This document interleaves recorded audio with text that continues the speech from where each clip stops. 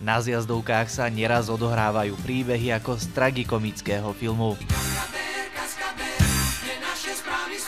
Záchranári museli ratovať muža, ktorému zlozvyk poriadne skomplikoval dovolenku. Utrpel popáleninu na hrudi, pretože pri lyžovaní mu spadla do vetrovky cigareta. Svoje rebríčky bizarných nešťastí majú nielen záchranári, ale aj poisťovne. Lyžiar narazil do snehuliaka, tento snehuliak už bol ale zľadovateľný, takže snehuliak naraz vydržal, ale lyžiar si zlomil lyže a ešte mal aj odraniny na tvári. Nedobrovoľný kúpeľ v ľadovej vode zažil 11-ročný chlapec. Vyletel z trate, keď prechádzal z jednej zjazdovky na druhú. Spadol do nádrže na zasnežovanie, v ktorej bola voda a takmer sa nám utopil. Sú lyžiari, ktorí prišli k úrazu a to ani nemuseli jazdiť ako s vetrom o preteky. Mali sme prípady, keď lyžiara zrazilo auto, lyžiara uhryzol pes na svahu. A keďže zima opäť začína zovierať Slovensko do mrazivých kliešti, aktuálny je ešte jeden príbeh. Mal by byť ponaučením pre všetkých vodičov. V extrémne silnom mraze sa klient snažil roztlačiť svoje nepojazdné auto holými rukami.